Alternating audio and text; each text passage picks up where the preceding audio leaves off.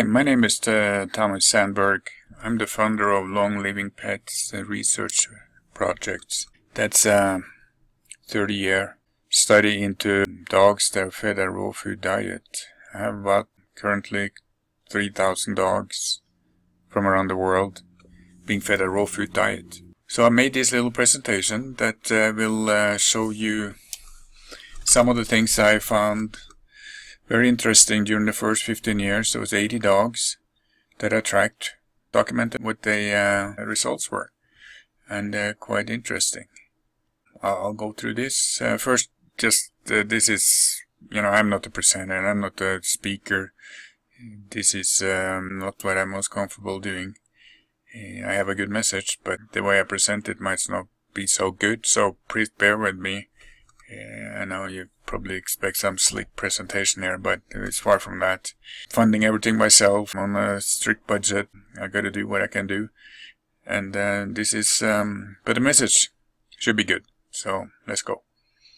Longevity in dogs is, in my opinion, heavily dependent on the environment. We need to think about where these dogs are today and where they're coming from. Same with cats. They're all genetically supposed to live in the wild and hunt their own food and kill it and eat it. Basically, that's how they're designed. And looking at them, then there's lots of evidence of that. That environment we have now, when we domesticated these animals, is what we have created is completely different from what they were born in. So that has something to do with longevity. So what is the environment? When we're thinking about the environment, we probably think about, the air pollution, where we live out in the country. We have a lot of fresh air. Live in a city, we have a lot of pollution. Inside is a clean home. It's a lot of chemicals used, things like that. That's what most people think about when it comes to the environment. But there are other things, and one thing that very few think about as being an environment is the food. Probably the most important part of a dog's health and longevity is what we feed them. That is dependent on how the digestive system will function and be able to take nutrients from the food. And a dog's digestive system is quite different from our and other animals. And something I will show you pretty soon here. It's a different system in the sense that it's much shorter than most animals, and this is a typical of a carnivore. Most of you know that dogs are descended from wolves, and almost 99% identical.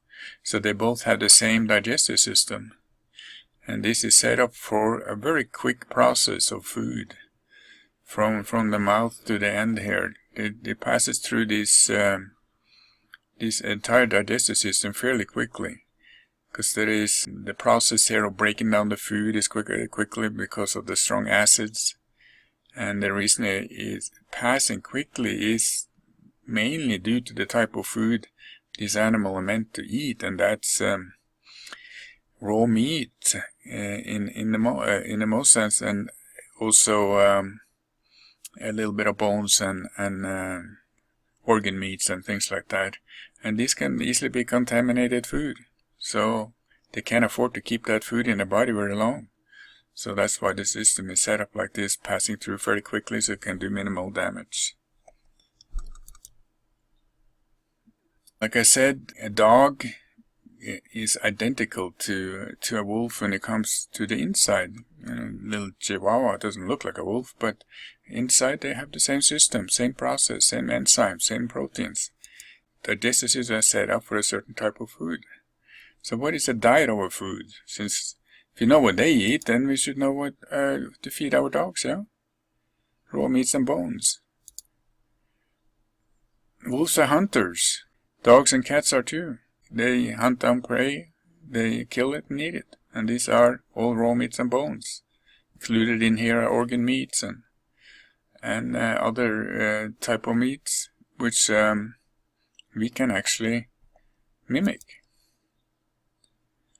So, before I go into that, The big question is, dogs adapted to a non-natural environment, like a home, or evolved into a type of domestic animals, and also the inside, the digestive system, are done the same.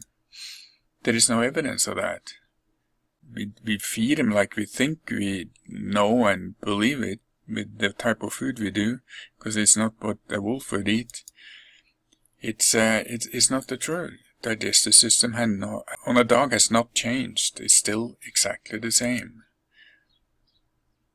Although they adopted to live in the house, our pets, they're the most wonderful companions. That doesn't mean that this is the ideal environment for them, because they're not. They are genetically born to be in the wild.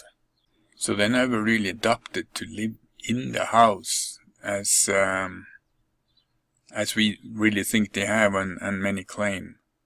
Another interesting case here is Maggie. Maggie is a dog from Australia that lived to 30 years old. She just died now in April. This is Maggie here.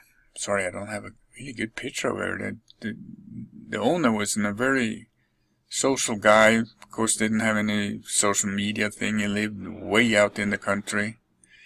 My friend Rodney Habib just came back from there, and he actually managed to go out there, and took him about 6 months to find this owner of this dog. They lived way out in the middle of nowhere, herding the cattle, and living a life very, very close to what he was born to live in. I'm not sure about the food at this time, what he fed, but I assume it wasn't kibble. The question is that nobody really asked when this dog was living so long. Why? Why would he live that long? What did he feed? All that good stuff that would be the first thing I would ask. But I think Rodney has to answer that, and at this point I don't know exactly what the dog was fed. But what I know, Maggie never left her natural environment, because she lived out on the farm in the middle of nowhere, probably spent 90% of her time outside, which the dogs are, wolves and cats are born to do. He got that benefit of lots of fresh air and exercise and good food, probably. I think I've soon ate kangaroo meat and other things they usually feed their dogs over there, the farm dogs. He was living extremely close to the environment they were designed to, and that it makes a big difference. And I can't wait to hear the full story on that, and I will definitely share that with you guys here when it becomes available. So what about commercial dog food? What we actually call dog food. This is the crazy part. I'm not going to get into that, but just take a look at this. This is what a typical American dog, or probably many dogs around the world, is fed every single day. Can you imagine that? Eating this every single day. Look how cute they're making these little bony things here, These companies are brilliant marketers. Here, nice colors, and you kind of look nice in a sense, but you really know where this is coming from. It's just disgusting, actually. But and they really have the nerve to put on front of the bags picture of raw food, natural raw food, meats and vegetables and things like that. Yes, they might have begun with that type of food, but the end here, this is what they end up with. There is no nutrients left here. They heated this at least twice to a point where they kill most well, they're trying to kill bacteria and things like that, but they also kill all the vitamins. They kill the enzymes. They killed there's no probiotics in here. And then to comply then with the regulations here of having a balanced diet with all the nutrients and vitamins in it, they just spray it on top of this food, and with a type of synthetic vitamins that are much, much cheaper than real ones, and they bag it. And the moment they bag it, these things also have plant oils in it, and they start to get rancid. So that process of this food going rancid starts from the moment they pack the bags, and who knows how long that takes before this food ends up in a bowl. For a dog, that could be months and months and months. This is the main problem here for the short life of dogs. This food is not dog food. But this is. Look at the difference. How fresh and nice and right. Yeah, it just looks right. Here, different meats is a typical meat I will feed my dogs. The Great Dane, it's about 2.5, 3 pounds. The chicken, the beef in here, the liver in here, and their gizzards, and I know exactly what else is in this meat, but I sometimes have tripe and eggs and other things. I vary it. I don't feed the same every day. And that's fine, because that's what would happen in the wild. They will eat different things every day. So compared to kibble, it is no comparison. This is just complete junk with no nutritional value. And the moment this is being fed, or when you start a puppy on this food, you're just starting a process of slowly just ruining the immune system, which is the most important part in a dog's health and longevity. So kibbles are not dog food. See, this crazy part, I go to the store and I buy this meat, different types of, because I have 2 Great Danes, I buy quite a bit each time, and I load it up in my cart, and I go to the checkout, and then I get see people, or not see, but they sometimes talk to me and mention, oh wow, look at all the meat, and oh, you must be having a barbecue, or you must be having a party, oh, I want to come over to your house. And I said, no, it's for my dogs. And you don't feed dog food? No, well, this is kind of dog food. You can't even explain it to them, because they're just so brainwashed by these kibble companies that this is dog food. They branded it. It's brilliant. What we call dog food is absolutely not dog food. It's so hard to convince people and get them to understand, so I'm kind of giving up on it. I used to be very animated by it before, but not anymore. So the next now, to go get off the food. So food number 1, exercise is definitely number 2. Need to exercise the dog. Because think about it, when we were genetically born to, it was just running around all day long. Look at wolves, the pack, they're just all day long on the move. And that is extremely important for different parts of the dog's organ systems, and some of these are completely dependent on movement. Walk them at least 20 minutes a day. That's the minimum, but the more the better. And see here, the most important part here is movement powers the lymphatic system. Lymphatic system is not like our circulatory system that using the heart to pump blood around and transport nutrients that way and take the junk and the chemicals and other things out of the body. The heart is the machine. The heart is the pump. And with the lymphatic system, they have no pump, nothing. All they depend on that moving. Same with humans. We need to move. The muscles are powering the lymphatic system. So if your dog lays still all day, nothing happening with the lymphatic system, which is very important to bring all sorts of nutrients and things to the cells, and also empty out the cell from toxins and chemicals. It's a delivery system, and it's also a garbage collecting system. So this system, for it to work perfectly, need to move the dog. And when this works, then it helps the immune system, need a strong immune system, protect itself from the environment. And then, of course, strengthen the cardiovascular system, which is extremely important too. Fresh air is important. Of course, you get fresh air during exercise, but if you only exercise your dog 20 minutes a day, and the rest of the time he sleeps inside, then we need to let him outside at least. And if you can walk them, get them outside. If you can't get them outside all the time, we need to make sure that we air out the house at least once a day. Just open your windows, get the fresh air in, get that stale old air out, and that's very important. And I don't think we do that a lot. I walk my dogs twice a day, but I still let my yard, and I still air out my house every single day, even in the winter.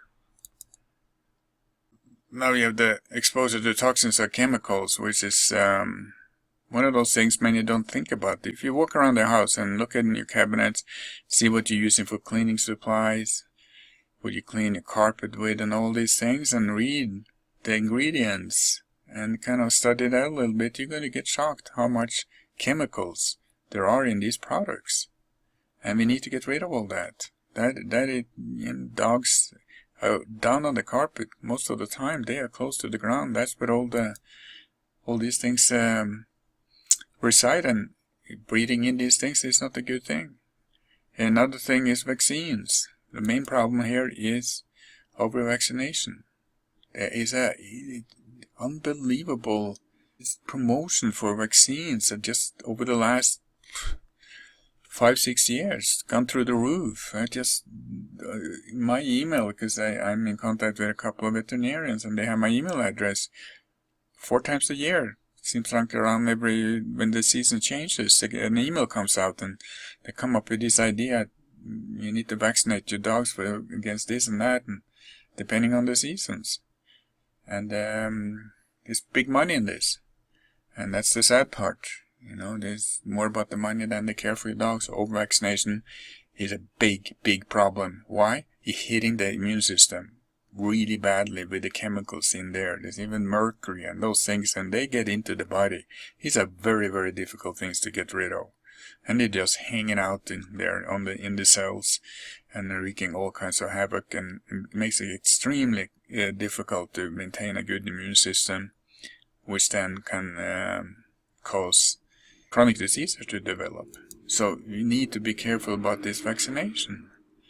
And if your puppy is vaccinated for the most important things, it should be enough. You don't have to do it again. Titer test and things like that is available, and those are harmless to dog. And then we'll prove that the dogs are vaccinated for most things, and many things are absolutely no need to vaccinate her. The rabies is a little hard to get away from, but that usually lasts a lifetime too. So look into that, please. Same with heart and flea medication. A lot of chemicals in here. And this goes through the skin of a dog and into the body and into the cells. And also hurt the immune system. So these are things that should be avoided. Another problem is the cleaning products, lawn care products. We don't think about these things, we're so used to using them. And if you have a lawn and you want it nice and green, you're most likely using products that is very harmful to your dog. So look into those too. These are part of the environment. We need to clean those things out and use other products, because there are natural alternatives there. And look into it, and it's a lot of it online. Sorry. I'm going to make another video on these things, and there are things I'm using, like diatomaceous earth can be used for a lot of things, outside or inside a dog. You can use it on your property to get rid of fleas and other bugs and things like that. So we also can't forget love. Dogs are pack animals, and they do enjoy love, but there is a difference here. You can, that's me with my youngest Dane, Odin, and we, that's my best friend, but he's a dog. We can't forget that. Dogs and cats are animals, so we can't treat them like humans. There is a difference there. If a dog is terrified, you don't want to go over and try to comfort the dog. That's feeding a wrong reaction to something. Well, let's see, a thunderstorm comes through and your dog gets terrified. You don't go over and say, oh, everything's going to be okay. That means that, okay, this is okay to be terrified. So there's a difference there. And if you ignore it, it's most likely going to go away the next time, or a few times later. Just pretend you don't even hear it. And the dog will figure out, okay, well, I'll do the same. So we need to make sure that we treat our animals like animals. Be the pack leader. You need to be in charge. Your dog depends on that. They're not capable mentally to be in charge of a human being. So you got to think about this They need a leader. They're born. Who's my leader? If they don't have a leader, they will try to become the leader. But they have no chance to be the leader of us. So that becomes extremely frustrating to a dog. Because sometimes you take over and you yell at your dog, and other times you just all over the dog, and it's very confusing. So you've got to be consistent. Always be in charge of your dog. And that's when the dog relaxes, because it doesn't like to be in this stage of confusion. It stresses out the dog, and it is a hit to the immune system. It is a flight type of fight risk, which creates all kinds of emotions and things that are not good if you want a balanced dog. So take charge of your dog. Is nothing wrong to discipline your dog, not hitting or anything, but and not let your dog get away with everything. If he begs, you don't want a dog that begs. Then never give a dog food between the meals. I'm even against treats, because it is a confusing type of behavior. Then they're not used to that. We create these things that's not natural for animals. Most animals eat once a day, or not even that. Sometimes every other day. That's natural for them, and we start feeling sorry for them in a sense that we're probably hungry. Oh, let me give them a treat. It's a beautiful thing, but it's really not a good thing for an animal. But I don't want to go into that, and I don't think that's a major problem. But that's my opinion. Okay, let me talk about cancer in dogs, which is my other project here. That I have three main projects: longevity, cancer prevention, and cancer cures. So I'm just going to generally talk about cancer in dogs, why dogs get cancer. Because this is the horrible fact now, and it is absolutely unacceptable to me, that 50% of dogs will get cancer. That's the statistic. And I think if even more, because, there's a lot of dogs out there. It's not proper taken care of. They might die in a backyard, and nobody ever knows what they die from, because they never go to the vet. They never report anything. And but even if it were 50, even if it was 30, it's a horrible numbers. It never happened. Dogs or wolves in the wild, they don't die of cancer. The only wolf that die of cancer are dogs wolves in sanctuaries. When sanctuaries are not very well funded, and they often take dog food from donations from the kibble companies, because some of these are nice enough to give them food, but they're giving them the wrong food. So I don't know, nice is the right word, but that's when you start seeing cancers in wolves, because they get fed kibble. That's not the natural diet, of course. So now we see wolves with cancer, but not in the wild. Never been reported finding a wolf with cancer in the wild.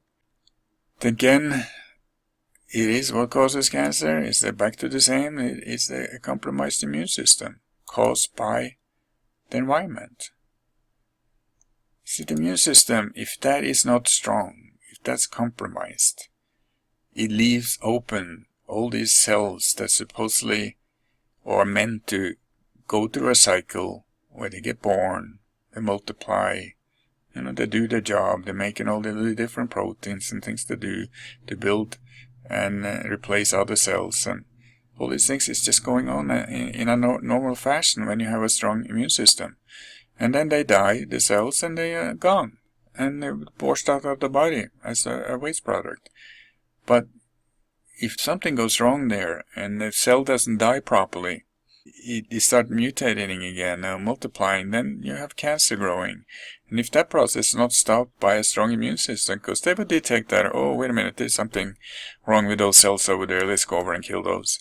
And you need a good immune system for that. So if that process is not going on as a normal function, due to a compromised immune system, that's when you get cancer. Strong immune system is your best defense against cancer. So I'm going the wrong way here. Again, put our dogs and leave our dogs in a bad environment that are exposing them to toxins and chemicals, lack of exercise, bad food. All these things will eventually, or in my opinion, is the main cause of cancer. So it's really not that mysterious what cancer is. We all have cancer cells in us, but the body takes care of it. A cancer cell is a damaged cell.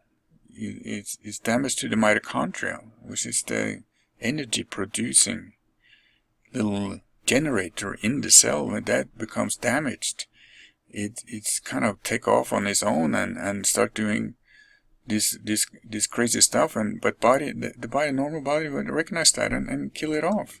But if it's not normal, and again, I'm repeating myself, but if the immune system is compromised, these cells are free to grow.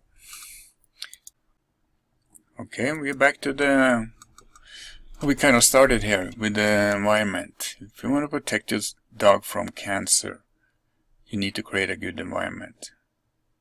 There's just no way around it, and it starts with the right food.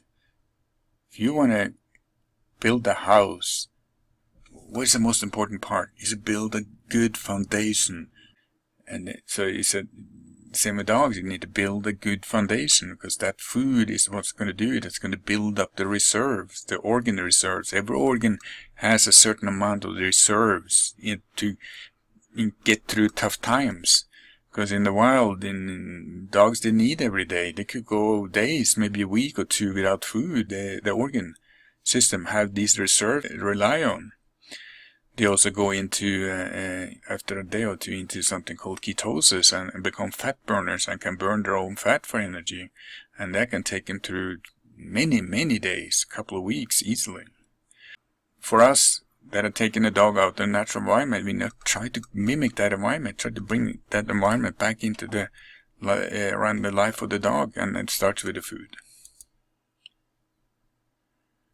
There are 8 laws of health that I, as an animal naturopath, adhere to, and these laws, I'll talk about it in a minute here.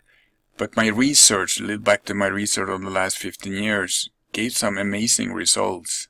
So 16 years it's pretty much what it's been now, what I have fed a raw food diet. Back in Norway, when I was much younger, my mom fed also a raw food diet. So I've been around this for all my life. But I didn't have dogs here in the States before 16 years ago, and I started them on a raw food diet. My one Great Dane, and I had another Great Dane a year after, and they were both fed a raw food diet. But in 2000, I started this study with 80 dogs, and it's over a period of 1 year, a year and a half, I added 80 dogs to it. It's so mind-blowing in the sense that I can't even go up with them. There was an average lifespan extension of 30 to 50%.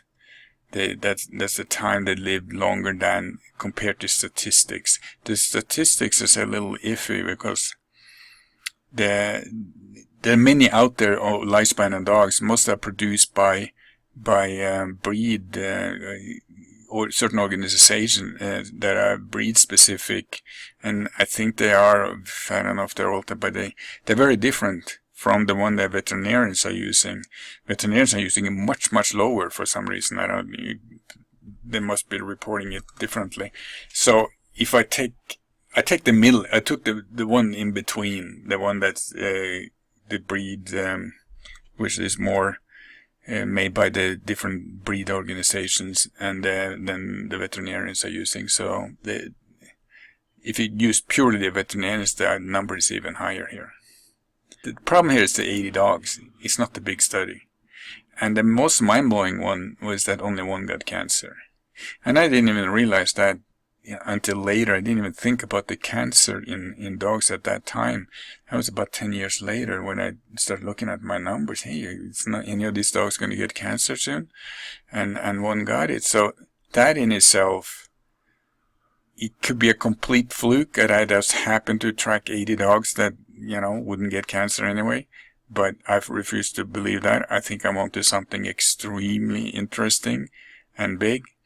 And this really prompted my study prompted me to increase my study to first 1,000 dogs, which I did in 2014. I added 1,000 more dogs that I will track for another 15 years. But then thinking, wait, I want more. I want 5,000 dogs. So that's what I'm working on now. I'm getting up to 5,000 dogs. I want to track all their lives. So if the result should reflect the statistics, half of those dogs, 2,500, 3,000 dogs, should get cancer. If that numbers get close to what I got from my 80 dog study, 99% less, or I don't think that's going to be that incredible, but even 90%, even 70%, it would be unbelievable. I mean, this is unheard of, that something just by changing a diet or taking some food away that is really bad, replacing with another food types that is really good, and reducing or almost eliminate cancer. I can't imagine what kind of uproar or whatever you're going to call it that's going to cause, because that is absolutely impossible to ignore. So when that happens, I probably get so much flack for the type of research I'm doing, that this is not scientific, this is just other people's reports from what they do. Nothing is verified in the sense that these people, have entered into my project, and the dog was healthy. They've been feeding the same type of diet the whole time, and the dog dies, and if there's no cancer in there, that that's pretty much a testimonial from a real life dog in a real life fed raw food. And I don't see how people can completely ignore it. I hopefully will trigger some sort of a scientific research, because it's enough interest and things to check out from 5,000 dogs, and if only a few got cancer, absolutely something is going on. Can't just ignore it. So that's my hope. I always wanted it to become a scientific study. If I had enough money, $1 million or $2 million or whatever it takes to do this scientifically, I'd do it in a heartbeat. I will spend all my money on that. But, I don't have it, so I can't do it. This is the next best. Okay, so what I've done, I created a free guide based on everything I've done and learned and over these last 16 years. And this guide you can download for free. I don't want any money for it. Well, I want you to read it, to open your mind, and maybe be interested in following what I've done. Hopefully join my research project at longlivingpets.com. I hope you do, because if I can save a couple of dogs, from this presentation here, I've done my job. And I hope you can share it with others. Sorry for the kind of not too professional presentation here, but I hope you got something out of it, and thanks for watching.